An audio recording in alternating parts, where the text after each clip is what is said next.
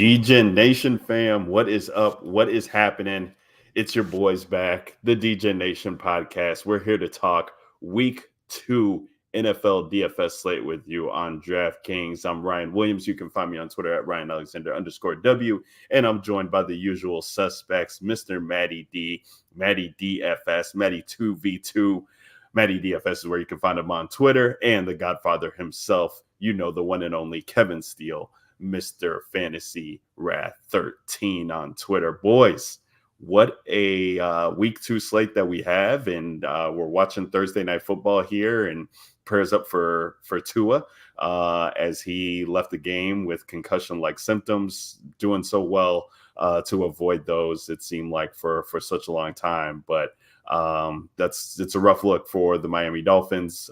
They got the backup Skylar Thompson out there who is having to run for his life because this offensive line was doing no favors to Tua. They're not going to do him any favors, and just tough to see the Miami Dolphins season potentially come to shambles in week 2. But we're going to talk week 2 NFL DFS main slate with the people for Sunday.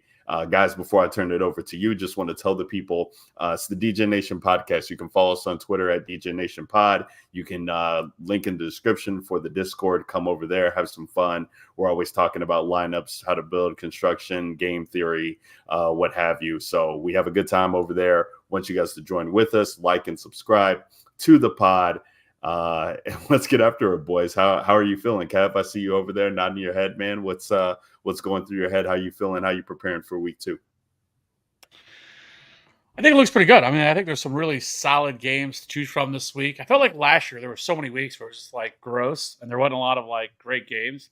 I think this week there's a few games really want to target. So last week, I don't say it was rough, but it's at least I think I pretty much broke even, which is about the best you can ask for. I mean, in terms of the alternative of getting my head beat in, so that was good. But yeah, I mean, I think there was a lot of studs last week. Easy with the head beat in. It's too soon.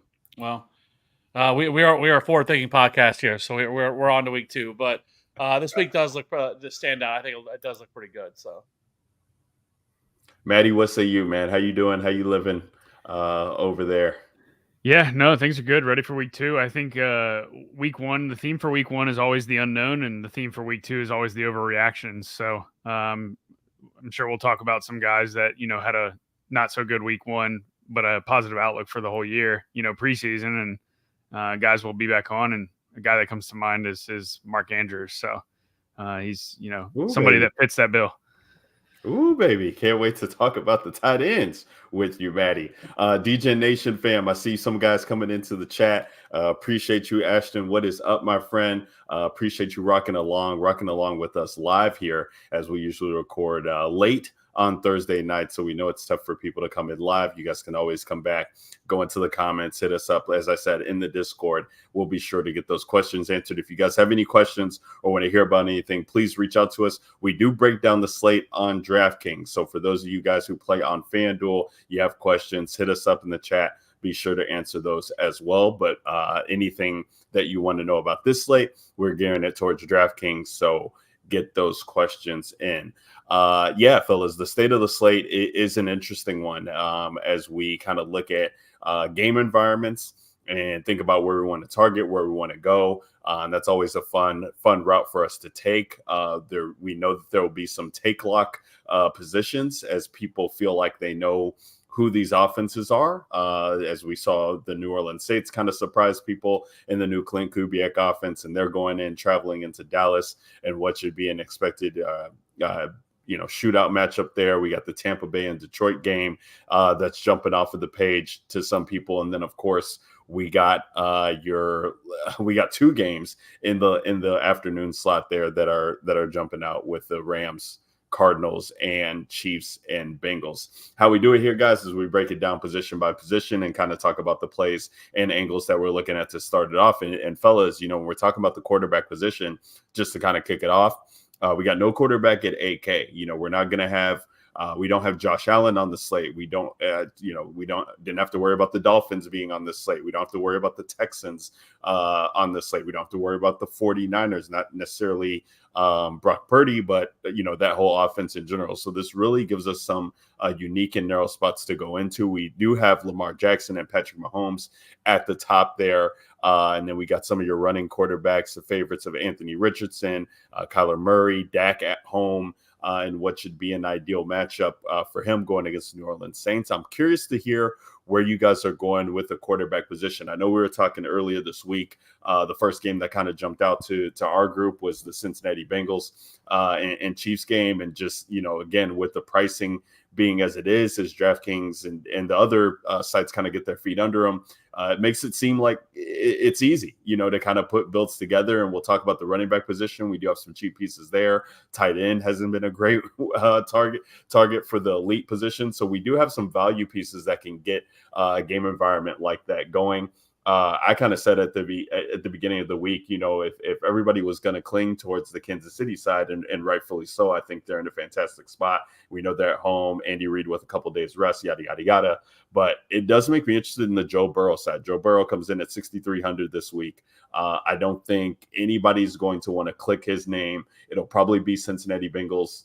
Bring back pieces. T. Higgins is, doing his own thing at practice. We're not sure what's going on with him. The Jamar Chase saga hasn't, been rectified. And then Yoshi and Andre Yoshivas was the letdown chalk of last week at minimum price. So I feel like going back to the well on the Cincinnati Bengals on the other side of that game. And we know kind of who to target on the Chiefs side. It makes it interesting. I might, pay up for Pacheco, but love Burrow on this spot.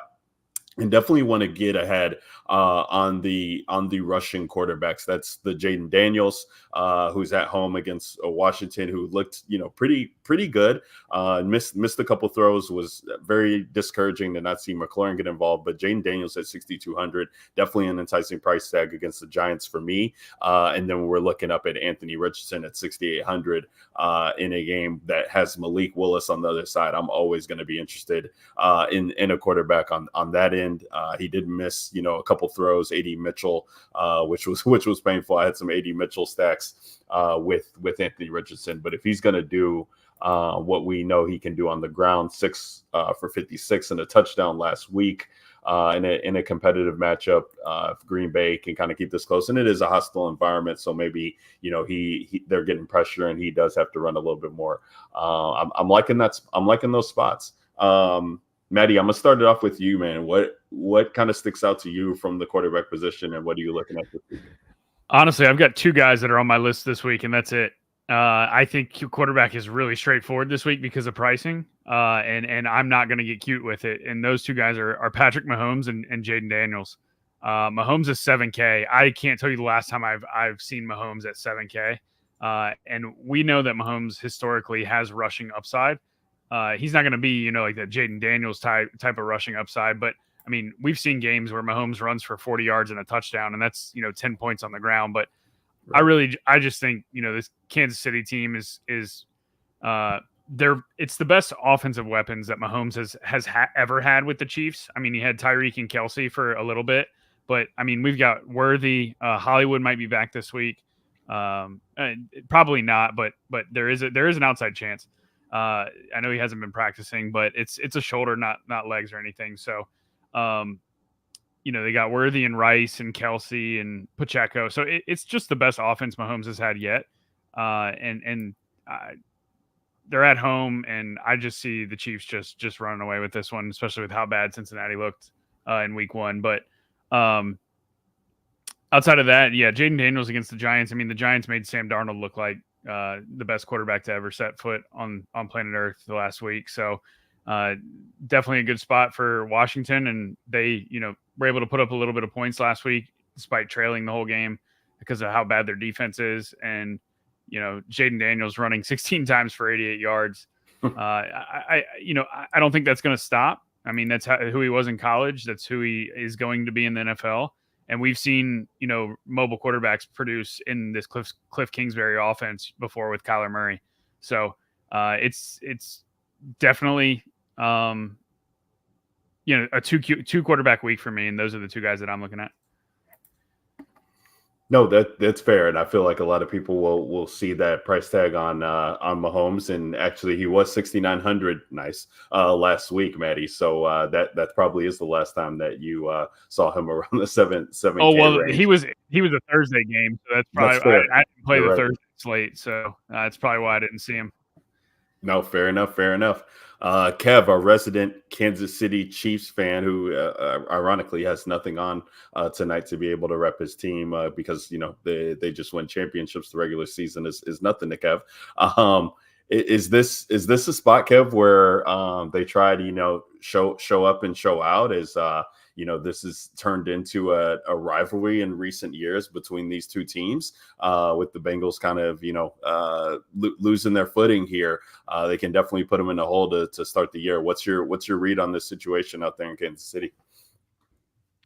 Yeah, I mean, this is always going to be a rivalry game between these two teams. They know there's no story that these two teams hate each other. I mean, you got the Bengals already out here talking shit, and it's week 2. So, but I'm actually happy that Hollywood Brown, is not playing in this game, because I just think it makes things a little bit more easier. Because we know Mahomes does like to spread the ball out, and so I just think it makes it a little bit easier to build, because once you add in Hollywood, it's going to be even harder to build with this team. And I think that's going to be the frustrating thing whenever you want to play this offense. So just having him not in the offense, I think, helps. So I do like this game. I mean, this game has a really healthy total. It has dropped slightly. It has a 48 point total. It started opened up at a 49, so it dropped 1 point. But the Chiefs have one of the higher implied team totals on the week as well. So there's a lot to like from this game. But I think there's a few other games too, like the Lions and the Buccaneers game is one that has the highest total on the slate. It's the only game that has a 50 plus total on this slate. Jared Goff is cheap at $6,400.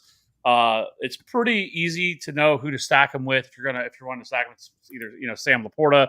Jameson Williams did emerge, and I do think though that Amon-Ra St. Brown probably bounces back in a pretty good way here. He's only 8,100 as well, and also you should keep in mind that the Buccaneers suffered a slew of injuries to their defense.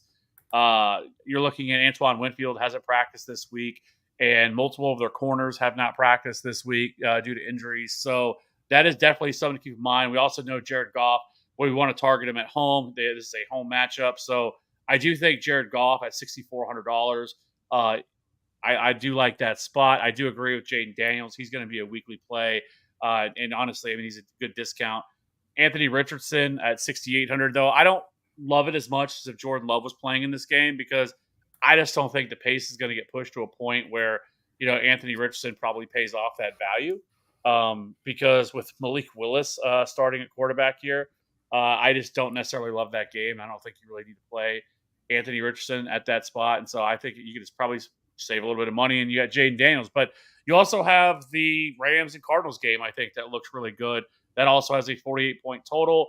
You have in that game Kyler Murray, who's only 6,600. That feels too cheap for the upside that he possesses as well. And then you have Stafford at 6K. It's like, it's been weird how DraftKings this year has really priced quarterbacks, not just, on the main slate, but also like in Showdown. Like, they have just been much cheaper than what we typically see. And I just think it's going to make it a lot easier to build lineups. But for me, I think my favorite quarterback plays on this slate are Mahomes, Jared Goff, Jaden Daniels, and then probably Kyler Murray are the quarterbacks I love as well. Yeah, I hear you guys on Mahomes. I mean, him being, at that 7K price tag is enticing. I guess, from we're not going to talk about running back, but from my standpoint, like when I look at Isaiah Pacheco at 6,900, like knowing that there's so many paths, or not even so many paths, that there's a narrow path that people want to take at running back this week, with the value, it does make me interested in getting leverage off of him, and just feeling like the regular season with the Chiefs, I don't know, man. I felt like this was going to be a revenge tour for them coming into the season because of how they played last year. It kind of lackadaisical, or just couldn't get their footing until late, but it didn't matter because they get to the postseason, and you know what time it is with this team. But I feel like they just kind of want to, they're really gunning for that three-peat. I feel like with the championship, so they could really just come out here. It does make me a little bit weary to fade, quote unquote, Mahomes. But, but I haven't built out my 3 max teams yet, but definitely a game that I want to target, just trying to figure out the paths. I'm glad you brought up Goff, Kev, because, Goff is definitely going to get overlooked in the best game environment. He doesn't run.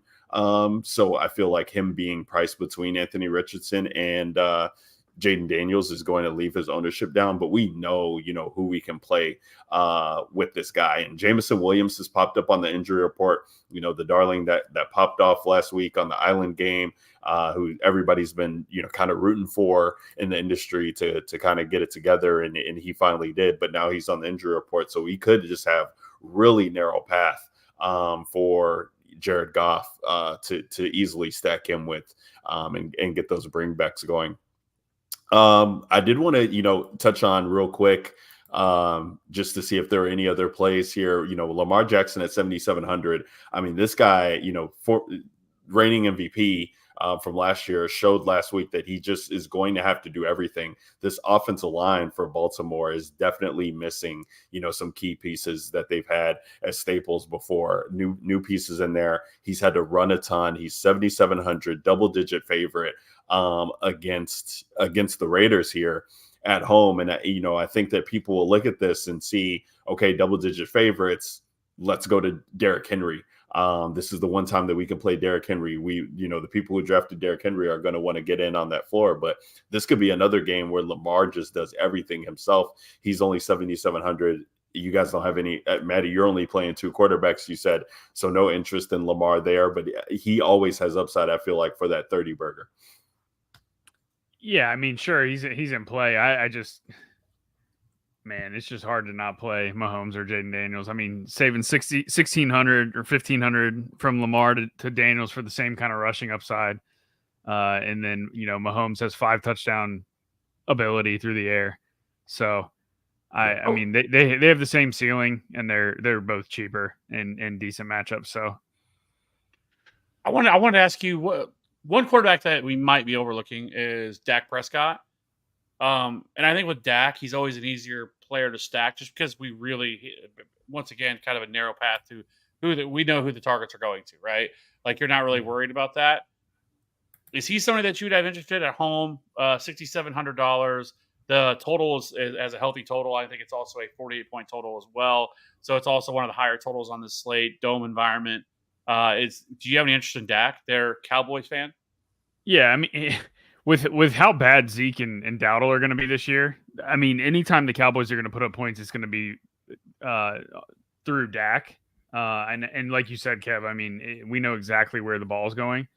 I guess the one concern that I do have is Ferguson might miss, and he's a key piece of that offense, especially in the red zone. So, I mean, obviously that narrows the targets down to Lamb even more, and then a backup tight end that's near min price. But I do get worried about the efficiency of that offense when people start to keep people start to miss games. So if Ferguson plays, sure. But man, you're really asking for the Saints to, I guess, have a back and forth there to really get Dak's ceiling unlocked. Because we saw last week, like, yeah, they blew out the Browns to where the Browns were not, you didn't need the Browns to come, to score on the other side for Dallas to score points. But I mean, Dak wasn't even in the top. He was barely in the top 10 of quarterbacks, I think, in terms of fantasy points scored. So they'll put up points even if the Saints don't score on the other side, but you really need the Saints to push them so that, Dak throws the ball 50 to 55 times because he's not really a runner. So, I mean, sure, it's a large field play, but I mean, it's definitely in play. Well, I think some of the positives too is and typically, especially last year, I wouldn't feel great about the Saints offense, but I think now with new offensive coordinator Clint Kubiak, this offense looks much better. They were using a lot of motion, which is not something they did under Pete Carmichael. Their offense was stuck the 90s. And so, I don't know, this game has some sneaky shootout potential here. And so, I don't know, I think this could be one of the games that not a lot of people are going to play, and then we could be looking back on like, oh, how do we miss this? Yeah, I don't know. I guess I'm just not a Derek Carr believer. Oh, I'm not. I don't. Especially if they get pressure on the quarterback like they did last week against Deshaun. So that's the whole thing with Dallas. If the defense, if they get pressure on the quarterback, they're the best defense in the league. When they don't get to the quarterback, the cornerbacks are beatable downfield, especially. And to be fair, the Saints have arguably the worst offensive line in the league. So yeah, so it's gonna. I just think it's gonna be rough sledding, and I think Dak has a decent game, but like 250 to 260 and 2 touchdowns, maybe 3. I just don't think he wins you tournaments, but it's definitely in play. I just, if playing that game, I would just full blown stack it. So like this would be a game you feel more comfortable with just playing pieces from maybe the game rather than stacking it. I would go all in or nothing is what I would do. I would go Dak, Ferguson if he plays, and Lamb, or the backup tight end and Lamb, and then on the other side I'd run it back with like Shaheed and Olave, and just full blown 5 guys from the game, and then you hope for 38-35 kind of game. Yeah, I like that. I like that game environment a lot as well too, and I like how you guys are talking about attacking it with the full game stack, because that could definitely be late afternoon hammer. Are there any Kev, for you, any other pieces that you would be curious to attack here below the 6K range? I mean, we have Matthew Stafford at 6K, and if I do have interest in a guy like Jared Goff, who's a pocket passer, I have to look at, Matthew Stafford. There's no Puka. He threw the ball 49 times last week. Talk about another offensive line that's just, been riddled with injuries, a shell of themselves. And I feel like he's smart enough to kind of get the ball out and have to, make moves. And I've already, kind of listened to and heard from a lot of people, kind of this week, Kyren and Cup and log out, right? So all the pieces there with Matthew Stafford, but not Matthew Stafford himself. I think that could be an interesting one in a great game environment going against the Arizona Cardinals there. But any thing else stand out for you, Kev, in this 6K or below range? I think with the pricing, I don't really think you need it. Like that's the problem with this loose pricing, the way that they have it, that like you don't really need to go down to this range, I think, to get too cute. I know people really wanted to play Justin Fields last week. That didn't really work out. The only one that I would say, Daniel Jones, but like just because the Commanders' defense is so incredibly bad, but it's really bad. At the same time, I gave D-Row a lot of shit last week about playing Baker Mayfield. There's no way that I come on here and be like, yeah, let's fire up Daniel Jones. Let's do it. I think in a large field tournament, whatever, you might be able to get away with it just because he does possess running upside. And this is a much better matchup in sort of just, the defense that they're going against, but it's super thin. I don't love it at all. But there's just not a lot of great options, I feel like, down here. Yeah. Deshaun Watson is cooked. Might even be out of the league in a couple weeks. It feels like very much so. That's what the NFL is angling towards with all this coming out. And now all of a sudden they're starting to get more and more stuff coming out. It feels like that's what they're going for, is to be able to get him out of that contract and get him out of the league. And then we get Jameis, which would be fantastic. But you have Geno Smith. Hate that matchup against the Patriots. The Derek Carr side, I'm probably never going to play Derek Carr, especially against Dallas. Sam Darnold, if it was a different matchup, because I actually think Sam Darnold, there's going to be weeks this year that we want to play Sam Darnold. This just isn't it against the 49ers. Then you have I'm sure people are going to talk about Malik Willis at 5K. No thanks. Absolutely not. He has rushing upside, but he is absolutely atrocious. So there just really isn't anything here that really stands out to me in the 5K or the 6K and below. Stafford's probably the limit. Maybe Baker Mayfield, 5,900. Maybe because he looked phenomenal last week, but he also did it against the Commanders. This is a little bit of a difference. But I will say, if you're going to beat the Lions, it's not on the ground. You're going to try to you have to beat them through the air. And so maybe Baker Mayfield could also be a play at 5,900. Yeah, no, I think I think people will definitely look at Baker coming off of the what was the 4 touchdown performance that he just had, especially in this game environment against Detroit. We're gonna move on to the running backs, but I did want if we are for sure not getting Russell Wilson this week in a revenge game against the Denver Broncos, Justin Fields sitting there at 5,400, what he can do with his legs, and you don't have to really stack him necessarily. You can play him naked, maybe play him with Pickens only, or play him with Freiermuth only with the ugly tight end position. I do think that becomes interesting, and definitely want to take advantage, as we don't know how long Russell will be out, but Justin Fields definitely has immense upside with his legs, and he's only 5,400. Could also go overlooked as well. The running back position, fellas, this is where it gets fun. Because we have some studs at the top, and we also have some insane value pieces due to injury at the top guy, Christian McCaffrey, who's dealing with Achilles tendonitis, I believe is what it's been officially ruled as, and that's anything with Achilles something is not something that I definitely want to hear from a running back that I'm clicking, especially at 8,700. I don't think he's been officially ruled out yet this week. We do record on Thursdays, so definitely want to monitor that Friday injury report. And considering how last week went with the injury report, I do expect some things to come out earlier rather than later out of 49ers camp there. So Jordan Mason might be off the hook, but say all that to say that Jordan Mason coming in at 5,200, who just smashed on an island game. Shout out to me and Maddie there for the fade of Jordan Mason there at 90% owned on that on that Monday night slate. But yeah, he's going to come in at 5,200 here against Minnesota, and it becomes an interesting spot because with Brian Flores on the other side there with that defense, I do expect them to get immense pressure on Brock Purdy, as Brian Flores, his defense is blitz at an insane rate, tops of the league. And that was kind of like where I was at last week with the Jets defense, and they just didn't have the personnel. Hassan Reddick, can you get back for the Jets because they need you, but they weren't able to get pressure on Purdy and make it tough for him. And Mason was able to run all over that defense. I don't know that'll be the same look here for Mason, and I do expect him to be extremely popular. So that's going to be a decision for me if I want to just click him.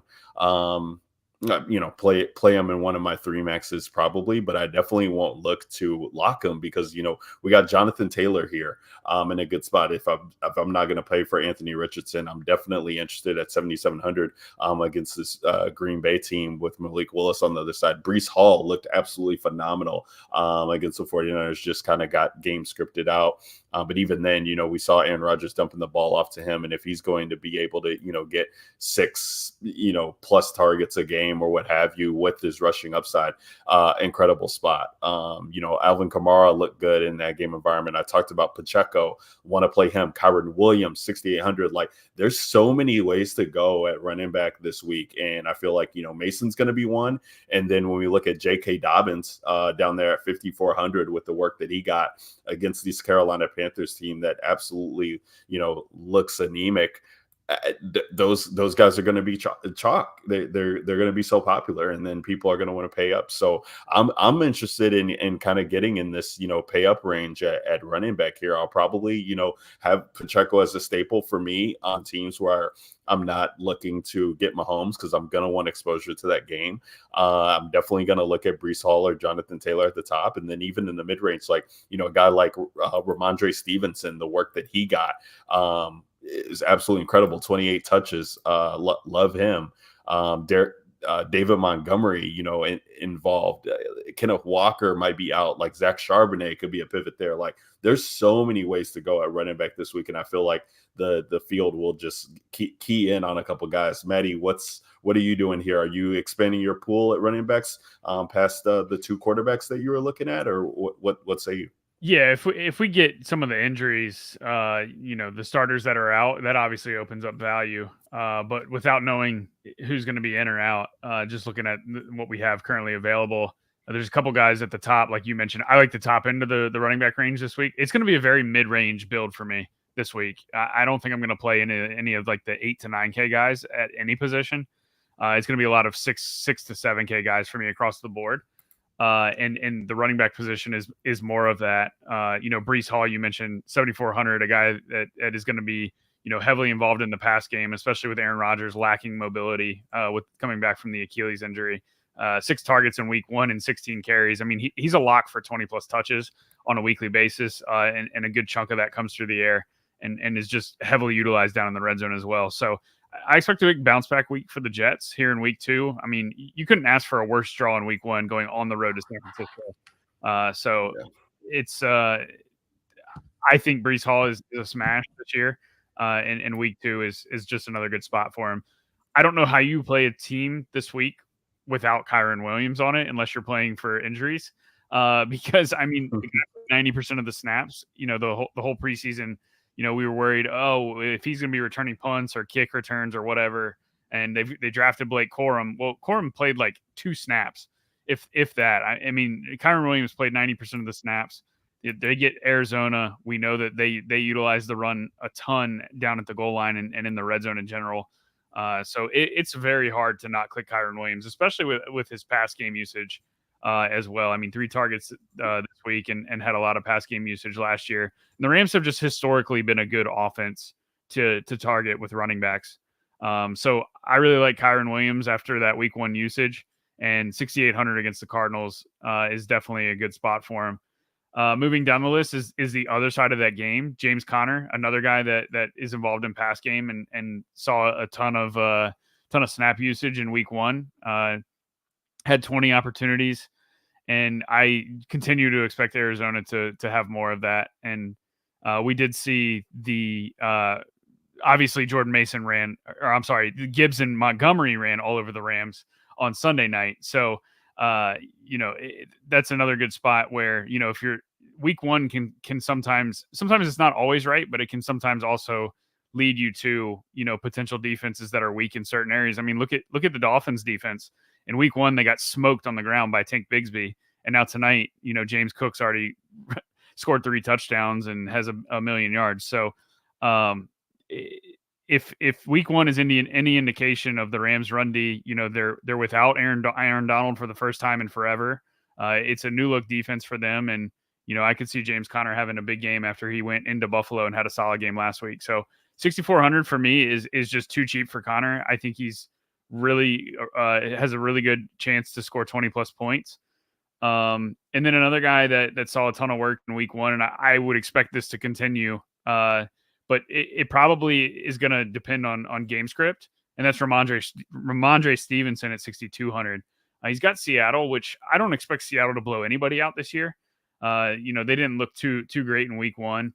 Of course, they were facing Bo Nixon in his debut, but New England's defense looked pretty good. So I think that, Ramondre is going to be not, phased out due to game script. And we know that he can catch passes as well, but they do have Antonio Gibson in there that can do that too. So 25 carries, 3 targets in week 1. As long as that game's close, he's going to be fed, and 6,200 for him is pretty cheap. So those are the running backs that I'm keyed on. And again, like you mentioned, Kenneth Walker has a Q tag.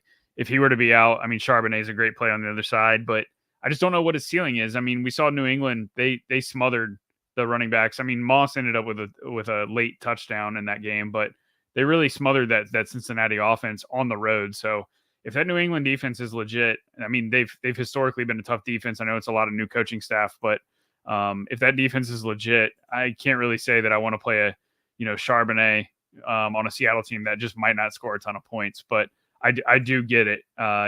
Playing him for value is definitely enticing.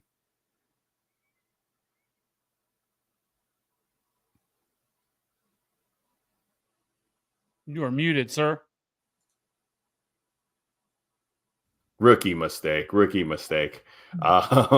through the thing. I mean, Maddie waxed so poetically. I don't feel like there was anything left to say. No, there are so many there's so many good options to go in this mid-tier range this week that I feel like it's just not as simple as clicking on the guys who are going to be chalky. Maddie, I don't remember when you were waxing so poetically if you touched on this, but if you are loading up on Mahomes, does that make you interested in Pacheco with Mahomes? Actually, yes. So historically, and I don't have the exact amounts of correlations in front of me, but historically, when Mahomes has hit, he's taken the running back with him. It's really honestly, it's been the running back and Kelsey that have gone with him on his ceiling games, and that's because of the pass game usage of the running back. And a lot of part of that is because they haven't had a wide receiver room, right? Like this Mm-hmm. over the last Mm-hmm. few years, and the running back has had to be a big part of the pass game in addition to Kelsey. And so absolutely, yeah, Pacheco is 100% in play, and that's a stack that nobody's going to play, right? Like I think everybody that clicks Mahomes is going to click Kelsey, or Rice, and I don't think people are going to click Worthy at 6,100. Man, let's talk about an interesting play there, but. I also don't think that people will play Mahomes with Pacheco, and I think that's a mistake because historically, with Mahomes, the running back has gone with him on his ceiling games, and it's because of the pass game usage. Love that. Love that. Yeah, no, it makes it interesting. That this is just such a fun slate. I love week 2 because we have these priors. We have week 1 just kind of sitting in our head, and just thinking about what the field is going to be doing. This is one of my favorite weeks to kind of dissect everything.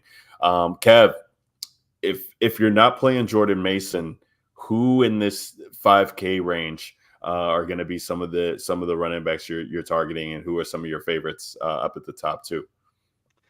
Well, I think at the top, I mean, Maddie mentioned it, and I'll just briefly say it. I mean, with Kyren Williams, it's really hard to get away from him. This player Mm-hmm. played 67 of 74 snaps last week, handled 78% of the rush attempts, and he had a 78% route participation as well, only a 6% target share. But I do think this is a much different matchup. Obviously, the Lions are probably one of the best run defenses in the league, and then you get the Cardinals, who are just bad everywhere. And so it's really hard to get away from Kyren Williams. But I also think ownership is going to reflect it. But it's also worth it. I think this is like what we would call good chalk, if that's what he's going to be, because it's really hard for him to fail. Now you take out Puka Nacua, and that's just one less pass catcher that they have. Correct. So it's really kind of consolidated. So Kyren Williams does make a lot of sense. As far as Pacheco is concerned, he also played 80% of the snaps last week, handled 75% of the rush attempts, but also had a really healthy 12% target share last week. And that is also something that we should look at. The Bengals got absolutely torched on the ground by Ramondre Stevenson, 140 rushing yards, a touchdown, 12th most DK points last week. So I do think Pacheco is 100% in play here. You mentioned Derrick Henry. Derrick Henry is going to be game script dependent all year. We saw a player. I mean, last week he only played 48% of the snaps and only handled 40.6% of the rush attempts last week. So he doesn't run routes. He had a route participation of 15%. So this is what he's going to need. But this is the type of matchup that you're going to be able to trust him in, because the Raiders last week allowed 161 yards and a touchdown to J.K. Dobbins and Gus Edwards. So I just think Derrick Henry, this is a spot, if you're going to want to play him, this is probably the spot to do it. But I don't know if it's the spot you need it, because you need him to go nuclear for him to kind of really kill you, even at $6,700. You mentioned James Conner. I'm on board with that play as well. I do like James Conner a lot. He's 6,400, but he played 66% of the snaps last week, 64% of the rush attempts. He also ran around on 39% of the dropbacks and saw a 10% target share last week with Kyler Murray. So I do think that he is not a bad play. J.K. Dobbins, definitely, I think it's going to be really hard to get away from. Now, there's some concern, though, because obviously he was hyper efficient, only 10 carries last week for him, but he racked up 135 yards, only a 37% the rush attempts he handled, but he did run 57% of the routes, and we saw a 12% target share for him last week. And so I think when it comes to Dobbins, great matchup, right? They lost their best defender that they had. He's out for the year. And so this defense is going to be so incredibly bad. But I still think Dobbins at his cost, I think is still a good play. I think he's in play. The Panthers last week allowed 132 rushing yards and 2 touchdowns to the Saints last week. And, Dobbins, like I said, Dobbins was 7th in yards after contact per attempt, 5th in missed tackles forced per attempt last week. So J.K. Dobbins, I just think is a good play. There's some risk there, obviously, just because, like I said, a limited workload, and he was able to kind of explode there, especially for that long run. I think a couple other options we can look at is Jerome Ford. They get the Jacksonville Jaguars this week, and I was really surprised by his usage. I I knew that he was going to be the RB1, but I wasn't expecting for him to play 73% of the snaps. He saw a 15% target share and also handled 65% of the rush attempts as well. And so that kind of usage at that price makes it really hard to get away from. Jacksonville, this is not really a team that we should be all that concerned with in terms of the run defense. One thing that I will say as well that's a positive, it looks like Jack Conklin's going to be back this week because they missed both Jack Conklin and Jedrick Wills, which is one of the reasons why the Cowboys had an absolute field day. I think they got a pressure on half of their dropbacks last week. 6 sacks last week for the Cowboys. I think getting these guys back this week, I don't think Jedrick Wills will be back, but I do think Jack Conklin, he was expected to play last week. He didn't end up making it, but I do think he plays this week. But Jerome Ford, I think, is a really good play. I actually got on him late last week and had some shares of Jerome Ford, but he's only he's $5,900. I think he's definitely worth it. And then I think the other one is Brian Robinson at $5,800 as well. He played 57% of the snaps, but saw a 16% target share last week. Now they were trailing for a lot of for a good portion of that game. The Bucs, they fell behind, so they really couldn't utilize him. Now they couldn't utilize him the way you like. Now you get the Giants. I'm not expecting that type of game script. I don't think the Giants are going to blow out the Commanders. So I do think Brian Robinson is a really good play as well at his cost too. So I think this 5K range has some plays in it. I didn't even mention Tony Pollard. I think you could talk. I mean, he looks really incredible too. Zach Moss, I think if you're wanting action as maybe a run back option, I think Zach Moss could also make some sense at $5,600. He played pretty well last week despite kind of the matchup. But Zach Moss, I think he handled 65% of the snaps, received 57% of the carries, and a 14% target share. I was kind of expecting to be more of a 50-50 split with Chase Brown. It didn't really happen. So Zach Moss at $5,600, I think, is also another play. So I really like a lot of plays that are down here. Like I have no problem. Like I said, Kyrie Williams, love him. Jonathan Taylor, but I think it's very easy to get on some of these plays that are down here in the 5K range. Yeah, I agree. I mean, there's just so many pivot options that makes me very, very worry to just click on the guys who we expect to be popular at the position this week. So appreciate you, Kev, for highlighting those guys at the bottom tier that could be good pivots. Love the Jerome Ford call, especially if he's going to get a target share like that, because that is incredible workload for a running back on a PPR site like DraftKings. Shout out to William, who comes into a chat, dropping a like. We appreciate that, guys. It's the DGen Nation podcast. We're breaking down the week 2 main slate on DraftKings. Appreciate you guys rocking along with us. And if you are listening back, if you're not joining live, no problem. We appreciate that too. Hit us up in the Discord. There's a link in the description.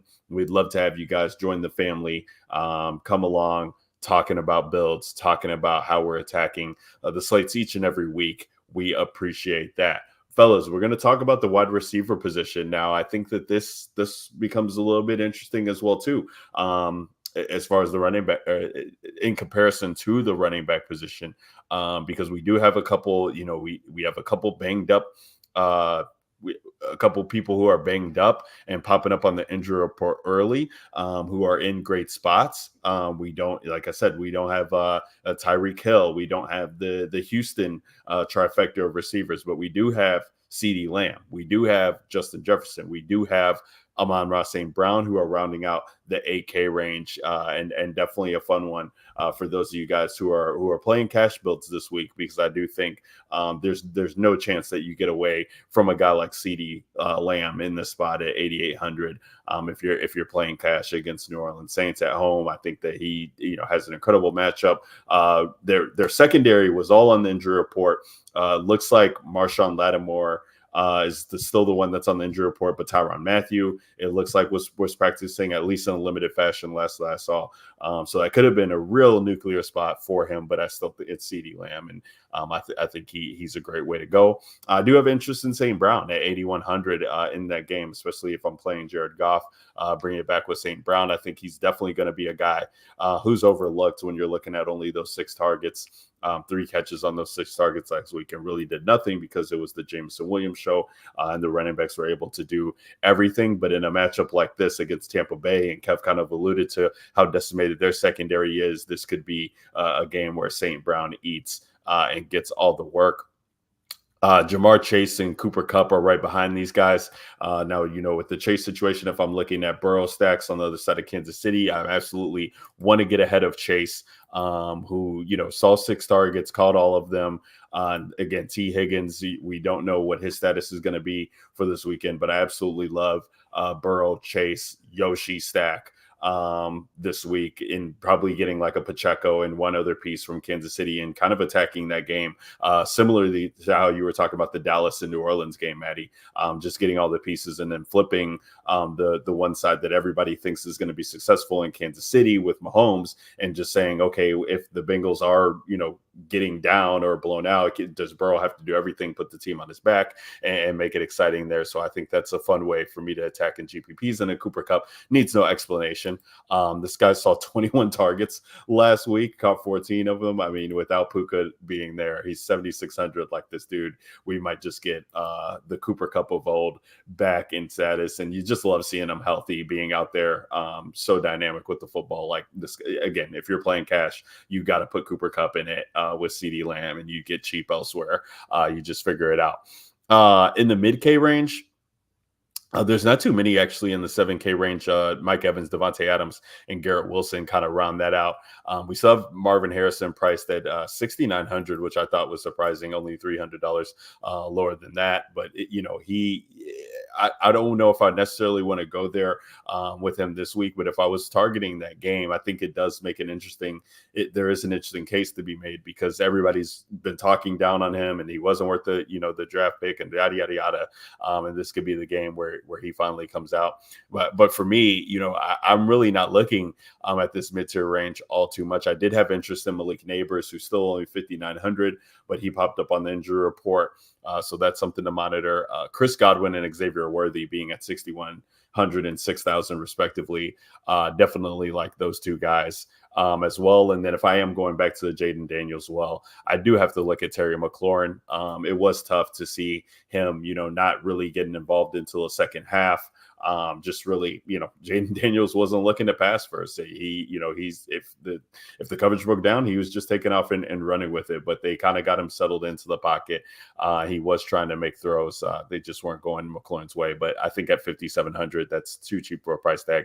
If the Giants are healthy and my Neighbors is on the other side, I will look at that stack.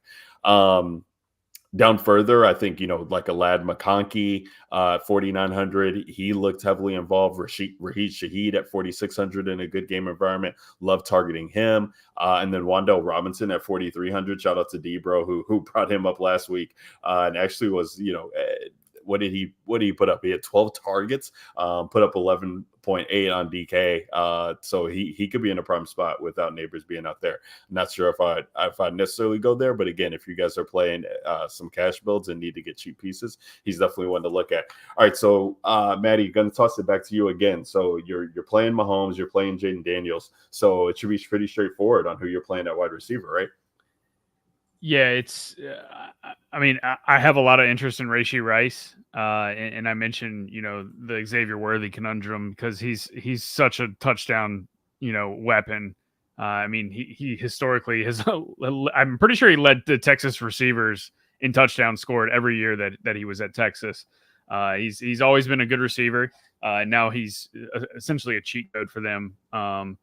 On the Chiefs. So 6,100, and he's more in play for tournaments, which is all that I play, because he's got 2 touchdown upside every week for me. So I definitely think that Worthy is in play, and obviously Rashee Rice as well, especially if you're playing Mahomes. And if Hollywood Brown did play, I would have interest in him too, below 6K, because his injury was a shoulder and not legs. So I'm sure there will be some, getting back into conditioning football shape, but it's not like, he's going to be nursing a hamstring or something that really hinders his ability to, have full production. So I do like the Chiefs all the way around. Totally agree. So outside of them, though, it's really hard not to play Cooper Kupp. I mean, we saw 21 targets last week is just absolutely ridiculous after Puka goes down. But I will say, sticking on the same team, I do think Demarcus Robinson, is actually like a solid receiver, and he's only 4K. So, like, how many Rams is too many Rams this week, right? Like, if you're playing Kyren Williams and you're playing Cooper Kupp, can you also play Demarcus Robinson and just essentially say, look, I'm just going to get 80% of the Rams offense? And, if they score 4 touchdowns, I mean, those 3 guys could score 3 of them, and one guy maybe scores twice. So I really like that block of guys. And that's Kyren Cooper and Demarcus Robinson, and just playing all 3 of them and just saying the Rams score 30 plus points and I'm going to get every single touchdown that comes from them. So I think it's an interesting strategy. I think a lot of people that play Demarcus and or Cooper might not play Kyren and vice versa. So I think a lot of people are going to end up on 2 of the 3 and not necessarily all 3 of them. So that's an interesting way for me to approach it this week. I really like Chris Godwin as well. You guys mentioned the Tampa Bay Detroit game. 6K for a guy, that's going to be a key cog in that offense and is finally, healthy. Last year he came back. He was coming back after the ACL injury. And week 1, he finally showed, he's back to full health. And like you said, Ryan, you have to throw on Detroit. You can't really run on them. So we saw Cooper Kupp smash last week out of the slot, and Chris Godwin is their slot guy. So I like Godwin this week as well. Outside of that, if I'm paying up, CeeDee Lamb would be the guy that I paid up for, just because that offense is so concentrated. And as we talked about with Dak, the Cowboys can put up a good amount of points, and when they do, it typically rolls through Lamb. So if I was choosing a pay up option, it would be Lamb. And then the other value guys that I want to touch on outside of Demarcus Robinson are, Ryan, you already mentioned him, Yoshi Voss for the Bengals. He's my run back option. I will say Jamar Chase is really interesting because, and we've seen it in this same exact matchup like 2 years ago where Chase went absolutely nuclear and was the key reason that the Chiefs versus Bengals game was a shootout. So it's definitely the Chase play is definitely very interesting for a game stack because I don't think a lot of people are going to get there. But I do like Yoshi as a value play at 3,800 after everybody played him at min price last week and he didn't crush. So he's definitely still going to get some ownership, but I don't think it's going to be out of control. And then outside of that, Wan'Dale Robinson's another guy. Our boy Debro mentioned him last week, and we called him crazy. He mentioned both Baker Mayfield and Wan'Dale last week, and we called him crazy for both, and both those guys actually did pretty well. So shout out Debro. But I mean, Malik Neighbors, there was reports today that he was, really upset in the locker room, and then reports come out that he has a knee injury that he's now nursing. So there's I guess an outside chance that he could miss the game, and even if he doesn't, they're facing an abysmal Washington defense, and Wan'Dale Robinson had 12 targets in week 1. That's really all you need to know, and he's 4,300. Yeah. So I do like Wan'Dale. It's a very easy way for them to get the ball out of Daniel Jones's hand is to just dump off to Wan'Dale and let him, go a couple yards, kind of like a run play. But that's pretty much it for me at wide receiver. I'm not, even if I play Jalen Daniels, don't really have interest in playing any of the Washington guys. I mean, he scored 28 DK points last week with like 150 yards passing. So you're playing Jaden Daniels for his rushing equity because he had 88 rush yards and 2 touchdowns. So that's what I'm playing Jaden Daniels for. And I don't really feel like I have to jam in McLaurin or, McCaffrey or any of those guys. So I would play Daniels naked. Mahomes, I would pick one of Rice or Worthy and then probably play Kelsey with him. Yeah, no, I like that, and I think that's going to be the conundrum for me when I start building out teams and looking at the Patrick Mahomes stacks, and maybe that's why I was so keen on maybe going the Burrow side is because there is so many paths for Mahomes to go with these guys. And Hollywood Brown just kind of muddies that up a little bit for me, because I don't see myself making a Mahomes team that doesn't have Travis Kelce on the other side. It just, seems like a prime spot for him. We'll talk about that when we get to tight end. But yeah, definitely going to be a fun week to see what happens with that game. And who shows out. But so many explosive weapons that the Kansas City Chiefs had, it just feels like, it's absolutely cheating to be able to get this team and to get all the equity with them on a big slate like we have. Maddie, when you're talking about who was it? I hear you on McLaurin. It does make it tough, if Jaden Daniels is going to run first. It reminds me of the Justin Fields situation in Chicago, where it wasn't always DJ Moore or any of those guys who are finding success. But when when those do hit, if you can get that upside where he's kind of just locked in on one guy, because these running quarterbacks don't tend to be able to spread it across the field. McLaurin's just too cheap, and I feel like if he hits, this is probably one of the cheapest price tags that we're going to be able to get him at, because of the state of that slate. Absolutely love Chris Godwin. He's going to be in for a massive year, and it just makes me want to go look at my best ball exposures on what I have with him, because I think he's just in a prime spot. I did want to touch on Jalen McMillan though at 3,300, who was in and looks like he's going to be a key piece of this offense going forward. Maybe because of the game environment, he won't get overlooked, and people will definitely be thinking about him. But he's that interesting one there. 3,600, is his price tag. But definitely have some interest in him. Kev, I know you're always talking about the cheap receivers and paying down. What say you about McMillan and some of these other guys as we look at the wide receiver slate? I mean, McMillan basically had the one catch for 30 yards that he caught in garbage time. He did see 3 targets, but he did play the majority of the snaps, so over Trey Palmer. So that was a positive to see there. I actually think Jalen Naylor at $3,900 for wanting to pay down is also another really good option. Jordan Addison may not play in this game. If he doesn't, then it's basically him and Justin Jefferson out there, because they don't really have a tight end. But he did catch, his one target for a touchdown last week. And he was somebody that through preseason training camp that was getting a lot of buzz as well. So Jalen Naylor might actually be a decent option if you're playing on large field stuff. 100% agree on Demarcus Robinson. I definitely think he is in play as well. I think Tyler Johnson would also be in play as another punt play as well. They were kind of splitting targets, but we know this team runs a ton of 3 wide receiver sets, highest rate in the league, 92% of 11 personnel.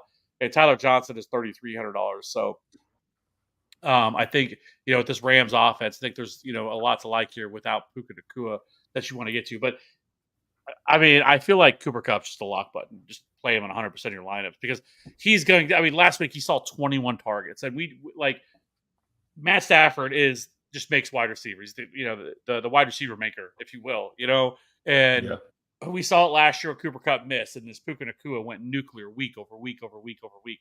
And it's going to be the same thing for Cooper Kupp. And Cooper Kupp looks back to being the guy he was when he had that legendary season, when he went absolutely nuclear. And so there's just nothing else here to really get in his way. I don't know how you don't just have a massive amount of Cooper Kupp. And honestly, there's nobody in Arizona. Arizona secondary is absolutely dreadful. And so I don't know how you get away from it. He's probably going to be really chalky, because he should be at $7,600. He should be a $9K wide receiver, to be quite honest with you. And you're getting him at such a ridiculous value at $7,600. So I definitely think, he is definitely somebody that I'm just going to have a lot of. I think just a couple other ones that I wanted to hit on. Chris Godwin was only $6K. That's still incredibly too cheap. He should be more than this. This is a wide receiver that should be $7K. Last week, he was 7th in target per hour run rate at 36%. So he saw a lot of targets. He's back to running his routes from the slot like he did previously before Canales was there. So that is also a plus as well. He ran 50% of the slot. He ran 50% of the routes from the slot last week, and so had an incredible yards per route run rate. So Chris Godwin, I think, is definitely in play in this matchup. If you're wanting to get some one-off pieces from this Lions game, I do like a little short mini stack of Amon-Ra St. Brown and Chris Godwin. I do like that quite a bit. So Chris Godwin is 100% in play for me. Brian Thomas, continue to talk about him. He's incredibly too cheap. He scored a touchdown last week. He's only $4,800. He shouldn't be that cheap. I think he's the best. I think he's the best wide receiver that's on this team. He looked really good in preseason and training camp, and he just kind of came back out. 4 catches, 47 yards, and a score here last week for this team against the Dolphins. So Brian Thomas would be the other guy that I really like. Yeah, like that call. He looks like he's going to be involved, and hopefully, this Jacksonville offense can get it together, because I do think that they'll definitely be in some prime spots where Trevor Lawrence doubles will be in play, and we'll be excited for that. That's been long overdue, and we definitely want to see him have some success. Kev, I wanted to ask you about 2 spots here, because I feel like we've talked about this over the years a ton. One is, are we ever going to see DK Metcalf at $5,900 ever again? I just couldn't believe his price tag when I saw it. They're going against New England. I know it's not a fun game environment to target this week, but that just seems absolutely egregious to have him down there at that price tag. And who else did I want you to wax poetically on? Oh, so Green Bay and Indy. This is an interesting game for me, just in the standpoint of, okay, we know Malik Willis is bad, but they do have some weapons on that side of Green Bay. It is a home game. This is LaFleur. Like, this is his chance to show that, he's not a one-trick pony, that he can actually scheme up some things. And they traded for Malik Willis, so they had to see something in him to be able to get going. But you have a guy like Jayden Reed on that side of the field. He's $6,000. He only got that 1 carry, but he took, House called it, took it 30 whatever yards.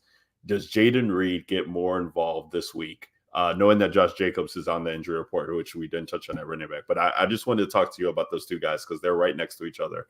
And I know that you always think about things in that kind of way. So what do we see from Green Bay at all? Like, because I don't feel like they're going to roll out dead, but who is the guy? I can't trust these other pass catchers, but Reed does have the ability to kind of be more that Swiss Army knife for them. Is he going to see some targets and enough work for us to even target? I don't think so. I do think if I was going to target any Packer wide receiver, it would be Jayden Reed, just like you mentioned, because they're going to get a lot of manufactured touches on him. He's got to touch the ball out of the backfield. So he would be, but I have no interest in playing him, just because I don't think the volume is going to be there enough, and I don't even know if Malik Willis can get him the ball. I've seen enough of Malik Willis playing football that he's one of those people that I have no idea why he's even employed in the NFL. Like, there has to be other options, He's just so bad. And so unless he's majorly turned a corner, which I'm not willing to bet on that's happened, I just can't get behind playing any Packer wide receiver whatsoever. And then the DK Metcalf thing, yeah, it's wild to see him at $5,900, but same time, this is a really bad matchup for him. The Patriots defense, I think, is actually still really, really good. And that's even without Christian Barmore, who's also one of the better defensive linemen that they have. So I'm not excited. If I was going to play anybody, I probably would go to JSN. No, fair enough. I just couldn't believe we saw that price tag on him. And on the other side there, this Christian Gonzalez guy for New England, just kind of diving in to some defensive matchups, and he seems to be good. Shadow corner, could probably shadow DK Metcalf and be with him, so could make his day a lot longer, as Surtain just did last week. Fellas, let's go over to the tight end position. Before we do, appreciate everybody rocking along with this DJ Nation podcast. Thanks for tuning in. We're breaking down the week 2 main slate. We're going to go into tight end position. Yusef, appreciate you coming into the chat. Why did you start Tua over Baker? Well, listen, you're not the only one that started Tua over whoever else you had on the bench. It was a good spot. Hindsight's 2020. We're just hoping his health is okay, but at least you have Baker to fall back on for this year, because you might be needing him and you won't have that conundrum possibly for the rest of the year to be making. So don't worry, just we'll pour one out for your lineup this week. Guys, tight end position. This is going to be the conundrum of the year. I feel like is that there's going to be people who are talking about paying up for tight end, and then there's going to be paying down. And I feel like traditionally on this podcast with the DJ Nation family, what we've always talked about is one, we're either paying up, we're paying for our tight end who's with the quarterback, and that could lead to some pay ups, or we're paying cheaply and we're punting the position and we're figuring it out from there. And this week, it kind of shapes up that way of none other. You have Sam Laporta, Kelsey, McBride, all in great matchups, all at home. I don't want to play any of those guys if I'm not playing the quarterback on the other side. I just feel like, if those guys pop off and the production's coming with them, it's most likely that the quarterback, it has to be. The quarterback is also popping off too, and you're just capturing all that production. After that, I think we have some interesting cheap spots. I am curious to see what the ownership is going to be on Isaiah Likely versus Mark Andrews. As you know, Isaiah Likely popped off in the first game last week, and everybody thinks Mark Andrews is dead, and this will be the prime spot for him to come back. So if I was playing Lamar Jackson, I would definitely be pairing him with Mark Andrews this week, and hopefully reviving the Lamarck connection there. But at the cheap end here, and Kev, I'll let you start off here. Is that this tight end is always where you come in with the interesting takes, so I can't wait to hear this. But we got Jordan Akins, who was seeing some work after Njoku left, and I think he's already been ruled out for this week, so he's a cheap one that people can go to. Shoemaker, which we kind of touched on, Maddie, in that Dallas environment as well. If what's his name? If Ferguson can't go, then Shoemaker makes an easy target there with Dak, who should probably definitely see an uptick in targets there, even with Brandon Cooks being that wide receiver too, and make an interesting case. I do have interest a little bit further up, but I do have interest in Pat Freiermuth this week at 4,100, and that's a guy. I guess that I'm kind of taking an odd way out, because I'm not probably going to play Fields with him every time, but at 4,100, I think that he could definitely be in a prime matchup here to see some targets. All 4 last week, and he's at 4,100, which makes it interesting. Taysom Hill, it's going to pop off one time. I feel like, and he's 3,900. They just want to get him involved in everything. This guy was playing fullback last week. He's got tight end. He's run at quarterback. He's run at wide receiver. He's just on the field so much. And if Dallas is actually, popping off and the Saints need to come back in this game, I feel like Taysom Hill's an interesting a target there. If if you're playing Dak teams, you just play Dak and CD and maybe not Shoemaker, you take Taysom Hill on the other side with another piece on the Saints. I find that very interesting. But yeah, I think for me, I'm going to be letting the slate kind of dictate itself. Don't want to say too much, but I think for me, it's going to be 5K and below for the tight end this week. Kev, what say you at the tight end position? What are you doing? I mean, I think if you're paying up, I think it's Trey McBride is where I would start at 6K. He was still doing Trey McBride things last week. He ran. He was involved in. He ran 84% of the routes and had a 28 point. He had a 28% target per route run rate as well. Best on the slate last week. So he's still definitely in play. Still looks like the number one target here within this offense. I'm probably not going to have very much attention to Travis Kelce this year. You're going to see us. I think what we saw last week is going to be something. Now, I'm not saying that he's not going to be involved, or it's just not going to be the level that it ever used to be. I think they want to get him along through the season to make him healthy. And we already saw it last week. He only ran 71% of the routes last week. And I think I saw something like, not including the playoffs, like he's only scored more than 17 fantasy points like once over the last like 10 or 11 weeks. He's just not that same guy anymore. At least they're not going to use him that way. And they don't have to, because they have Rashee Rice doing the exact same things that Travis Kelce used to do for them, eating up the middle of the field and all the underneath routes. And that's exactly what we saw last week. I'm sure there will be some games here and there where he pays off, but he's just not worth it at $6,400. And so I think Trey McBride is where it starts for me. I think incredible pay down option who's only $3,100, who was second in routes run last week, was Colby Parkinson. He's only $3,100. He's an incredible play. He was out there, and we just talked about only Cooper Kupp being available. I think Colby Parkinson at just $3,100 is just really easy to get to, and somebody that's going to be out there running all the routes, and I think just could see a little bit higher of a target share. Last week wasn't anything crazy. He had about he was at 12% target per route run rate last week, I should say. And so you can definitely look there at him as another option, as a pay down option. But for me, I think the real question too, I think you could ask is is Isaiah Likely, was that real? What we saw last week? I'm somewhere in the middle of it. I think this is going to be a team that's going to run a lot of heavy 12 personnel. I think the way that their offense is built, they're going to need it. Their offensive line has a lot of struggles on it. Like, this is not a very good offensive line. Ronnie Stanley's getting older. They lost 3 of their starting offensive linemen last year. And so I do think that you see them, I think last week was 53% of 12 personnel last week. So if Likely and Andrews are going to be on the field a lot, I definitely think somebody like Likely is in play. We saw Brock Bowers have a really heavy involvement. If you are afraid of game script, they are going to fall behind. Brock Bowers would make some sense at $4,400. I don't think the price is caught up to exactly how good he is, but he saw an incredible target share last week, 28% target share last week for Brock Bowers, and so I think he's also another option that you could look at. But honestly, like I said, if I'm going to pay down, I just think it's Colby Parkinson. There's some other just like some maybe some punts, like a Mike Gesicki. You should have had more, but he got a touchdown called back. I would say Tyler Kraft. Tucker Kraft, excuse me.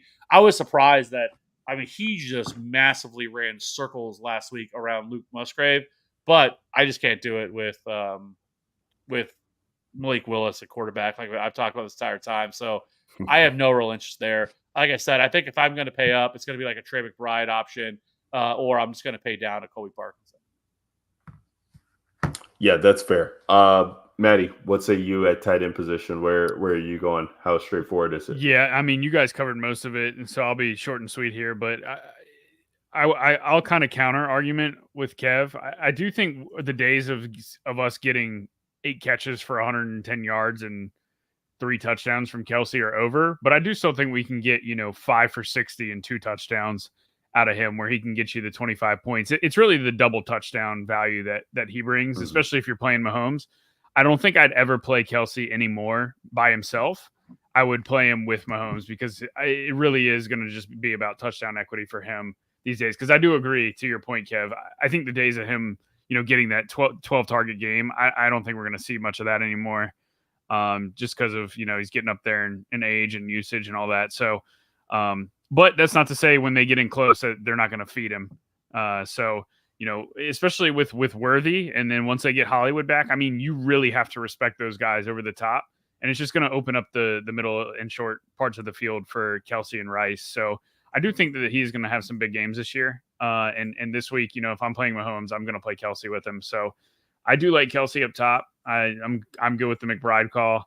Glad you guys mentioned Brock Bowers, because he's legit good, and he's going to consistently see 8 to 10 targets a game. I think Minshew has historically loved targeting tight ends, and they are definitely going to be playing from behind in this game against Baltimore. So Bowers at 4,400 is a great click. I definitely won't talk you off that one. And then if I was paying down, I think Jordan Akins. It goes back to his days in Houston with Deshaun. They played together back then, so they've always had comfortability. And he was force fed the ball a little bit last week after Njoku got hurt. So Akins would be my pay down, but I'm good with Parkinson too. I do think Parkinson's probably going to be probably the chalkiest tight end, but that's not to say he's a bad play. But so yeah, I think we're pretty much on the same page at tight end. Yeah, I think you're definitely going to want to build your teams with a tight end, and unless something breaks, a weird way on Saturday or Sunday when the inactives come out. But definitely get that tight end paired with your quarterback, or definitely take a tight end who is going to see an insane equity of the lion's share of targets for his team. Guys, let's talk about defense. We'll round it out, build a team, and get the people out of here, ourselves included.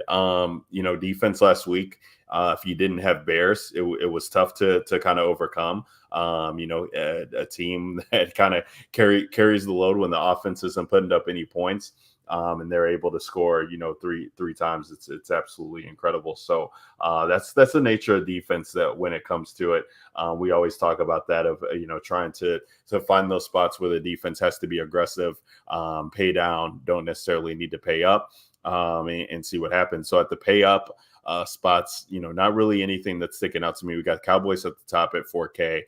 Would love to see them a little bit healthy before I'm kind of healthier before I'm clicking on that price tag. Jets at 3,800, who just absolutely got embarrassed and pantsed on Monday Night Football by the San Francisco 49ers. Now they are playing the Tennessee Titans, which could be a get right spot for them, especially if Will Levis is going to be turning the ball over like he did in Chicago. But they have some pieces that are missing that I want to see back. And this is a short week for them. So that's a one that's going to be hard to click on. Baltimore Ravens, again, double-digit favorites against the Raiders, 3,700. And then, it kind of goes on from there. I think for me, if I'm looking to pay down, I'll go back to the well again. Listen, Vikings coming in at 2,400. I was willing to play the Jets last week. Again, it was an island game, but I feel like if Brian Flores can get pressure onto Brock Purdy, and not too, and can hold these receivers a little bit, it is a home matchup, 2,400. That would be my pay down for me this week. If in the mid range, I do have some interest in the Seahawks, even though they're traveling on the road against New England. They come in at 3K. I think they could, get some stuff going there, get some pressure on Brissett. The Commanders at 3K as well, at home against Danny Jones. Like let's ride. 3,100 for Jacksonville is going to be interesting too against Cleveland. So Maddie, talk to us about defense, man. What are you doing? Where are you going? And where do you feel like a lot of the field is going to be going at defense this week? Yeah, so ownership right now has the Jags and Chargers are the top two. Okay. Jags are at home against Cleveland, which we saw Dallas put up a big game last week on defense, and the Chargers are at Carolina, which everybody's trying to target Carolina. So those are the two popular defenses currently. I actually don't really have interest in either of those. I think Carolina is going to be fine this year, and I think they'll figure it out, especially with Canales there as head coach. But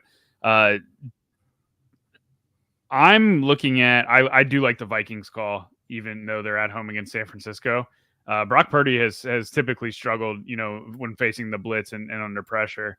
Now that's not to say that San Francisco won't just run the ball down the Vikings' throats, but Flores is definitely going to bring a lot of pressure there with the Minnesota defense and his scheme. So definitely room for turnovers.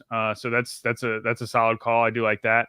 I like the Broncos at home at 2,800 against Fields. I mean, how many times have we seen Fields make a ton of mistakes, with his time with the Bears? And the Steelers offense is not going to be good this year either. So I do like that. And then New England at home against Seattle, right around the same price as Denver. Those are the three. They're all three home teams playing this week. I mean, the Denver and Patriots defenses are only a couple hundred more than the Vikings at home against the Niners. So I'm almost inclined to just get up to that $2,800 range for the Patriots or the Broncos. They're the same price tag. So I'm good with either of those. And that's probably where I'll end up this week. Kev, any 3K defense for you? Or are you looking to pay down? Yeah, I mean, so last week, we talked a lot about the Panthers and just locking them in. I actually pivoted to the Chargers last week. They were $2,900, and so I was able to fit them in pretty easily. And I was happy. They think they scored like 14 DK points, whatever, so that really worked out. But I would agree. I'm kind of in the same boat. The Broncos for sure. The Broncos at home are almost always Yeah. just great plays. They're especially their defense, and then like you said, it's Justin Fields. He will make mistakes, and so $2,800 for sure. I think the Seahawks are another one at $3K. Their defense is really solid. They have a really good secondary, and they have some pass rushers there, and so they were another good defense last week, and they're $3K. And then the Colts would be the other one because of Malik Willis. I just if they put them down heavily and are able to, and forcing them Malik Willis to actually have to throw the ball, it could be a lot of turnovers. And so I just I do like the Colts as well at $3,300. It's probably as far up that I would want to go. I mean, the Chargers you could do that, but like you said, they're going to be really chalky. I would just save the money and just pay them for these other options. Yeah, Colts is a good call out because they're just $100 off of a popular, expected to be popular, I should say, Chargers team. So getting a pivot like that could be immense, and you gotta make plays, and if Carolina is able to bounce back here, I know that the Chargers are probably going to be a favorite survivor pick for a lot of people, but Chargers traveling to the East Coast, man, some weird things could happen. I know it's Harbaugh and he hasn't lost the game and, however long, as they, count his college stats too, but that could definitely shape up to be a letdown spot. And a lot of people have been on the Panthers, coming into this year, and now after 1 week, everybody's off of them. But we'll see what Bryce Young could do. But yeah, like the defense call again, we'll see. Don't never want to start your teams with defense. You want to build your team out, plug in a defense that you can feel comfortable with the salary that's left and one that makes sense. And as we talk about building teams out, fellas, let's go ahead and build a team out for the Millie Maker. I'm going to load it up here, make sure we get this lineup in for the people. Guys, we will be sure to share that lineup in the Discord as well. We do hold out the caveat that if there are any news changes, that we will be transparent with that. If we change up the team, we'll let you guys know what we end up on leading into lock. But we are going to build this team out here again in the Millie Maker. We're going to get that loaded up, and let's see here. Boom. Draft team. All right, fellas, who's gonna start it off for us this week? Where are we going? How are we building? Matt, you start. Cooper Kupp. All right. Well, then let's go Matt Stafford. I was hoping to force you into something that I wasn't going to do, and that was one of them. So I'm glad you did. Let's make it a double and put in Parkinson at tight end.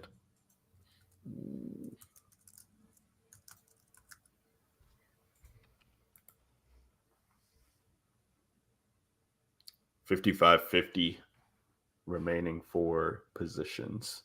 Let's go Connor. I like that.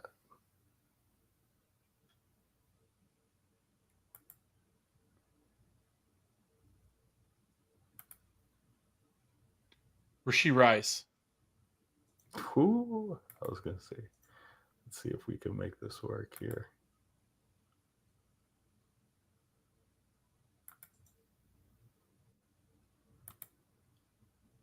I'm going to put Pacheco in. Let's see what we can do. I thought you were going to go Chase. Okay. I was actually thinking Yoshi.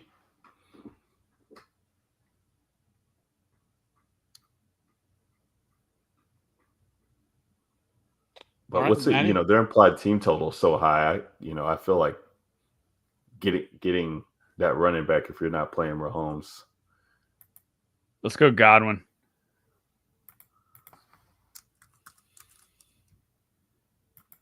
All right, putting in Godwin, $3,650 remaining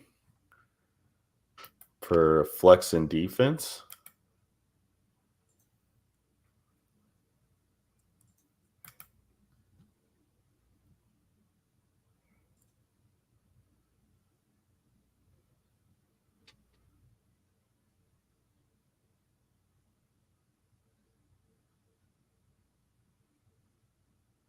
What you think, Kev?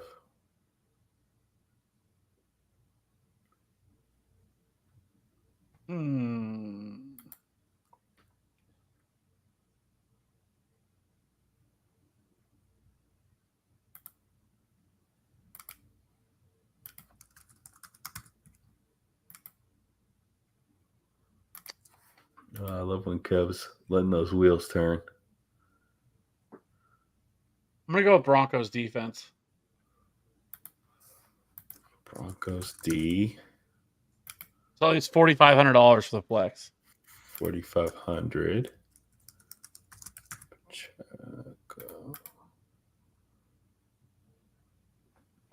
And we're in the flex, 45K. It's like Wandale's 43. If you want to go nuke, I mean, you can play Demarcus Robinson and triple stack Stafford. You got what if we did? Something we didn't really talk about, but Michael Wilson. We also didn't talk about Lazard at 3,300.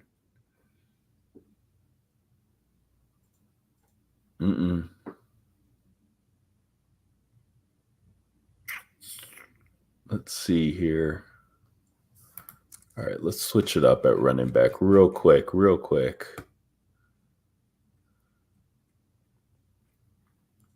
Kyren. He's only $100 off.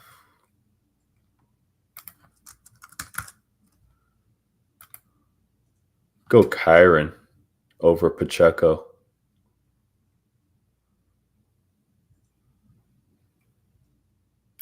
With Connor. So, 4 Rams? Yeah. I mean, that would be the same if we did Robinson. Because 4,600, I mean, what's Dortch's price? 4,600. Get the hell out of here. I'm good with that. Greg Dortch, Kev? Over Wilson? Or Shaheed. It's Dortch or Shaheed. But if you got 4 pieces on that Ram side, like you definitely want Dortch probably, and you just want that game to go nuclear. 2. Yeah. You want 2. Wilson is 4,300. Yeah, I mean, if you're playing Stafford, you need 4 touchdowns out of him. I just feel like, though, if you're playing Kyren with that, I don't know. I know you can catch a couple receiving touchdowns and stuff like that to get there, but I don't know if I could see Kyren and Cup, but it's both being like optimal. You could also not play Dortch and not play Stafford, play Jaden Daniels naked with Wandale as a run back. Well, here, if we go, let's do this. We have 7. If we go, who's in the late slate? Yoshi is. Okay. So if we go Pacheco over Kyren and play Yoshi in the flex over Dortch, that gives us $700 left. So we could play like Chargers D on this team over Broncos.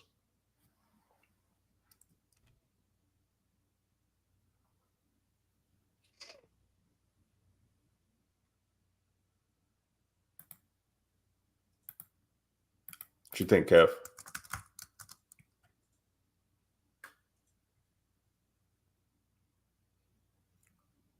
Megastack Rams in Arizona, or get some exposure to KC and Bengals, two KC pieces with a bring back of Yoshi?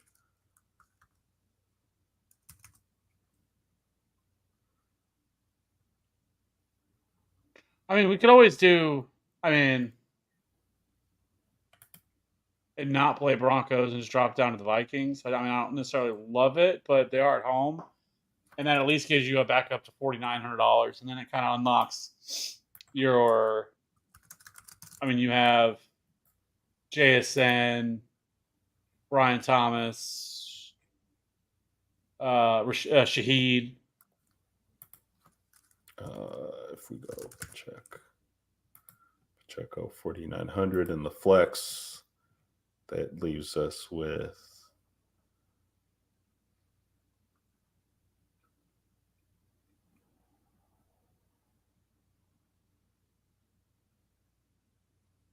fuck.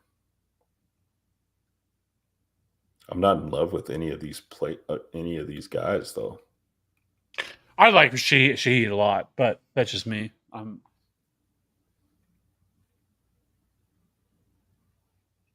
if that's the case, I would go back to Kyron, and instead of Yoshi, play Shaheed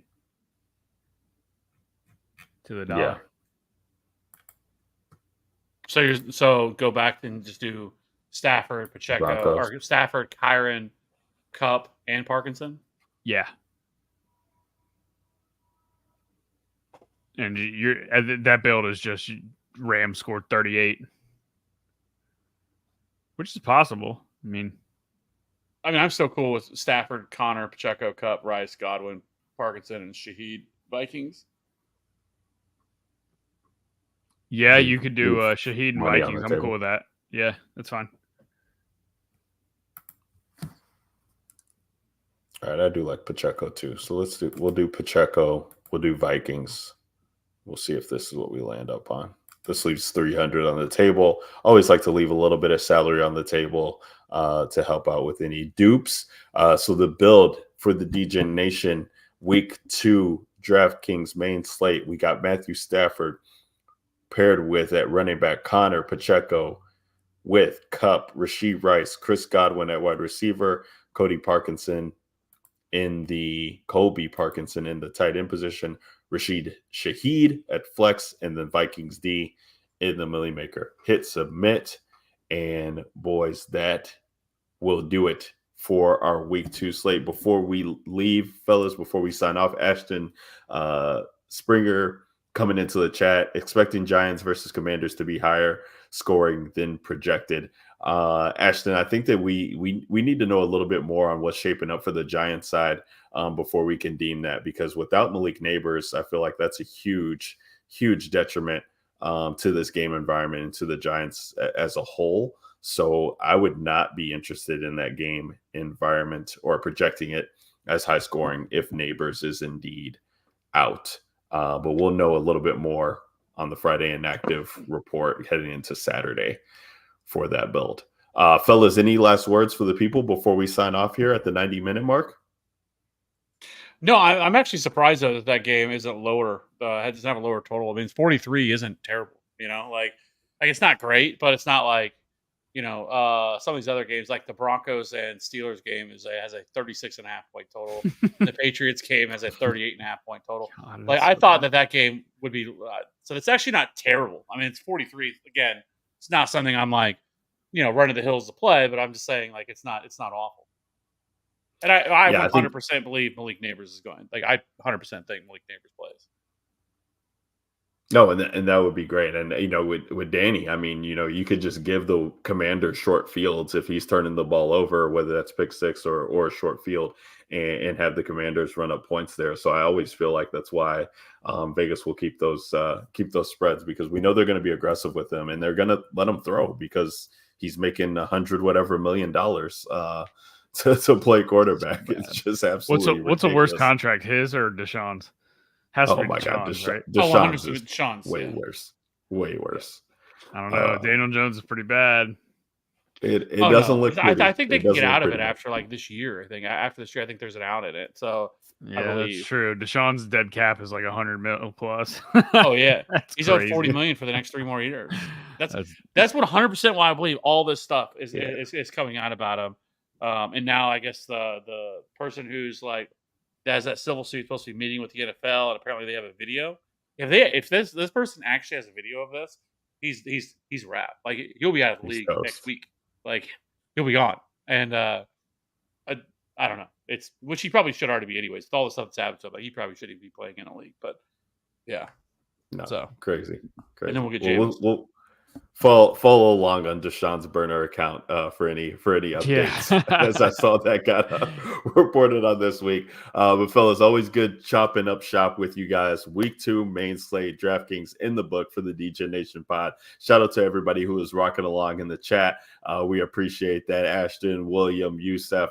We hope to see you guys in the Discord. For those of you guys who are listening back, Discord, link in the description for the podcast. Make sure you guys are getting in there. And also while you're there at the description, why don't you go ahead and give us a like? Why don't you go ahead and subscribe to the channel? We appreciate all the love. DJ Nation Pod is where you can find us on Twitter. Signing off for the TFA fellas, Matty D, Matty DFS, Matty 2v2. And Kevin Steele, the Godfather at Fantasy Rat 13. I'm Ryan Williams at Ryan Alexander _W. We hope to see you guys in the chat. We hope to see you guys in the DFS streets, and hopefully you are getting that money. Until next week, guys. Peace.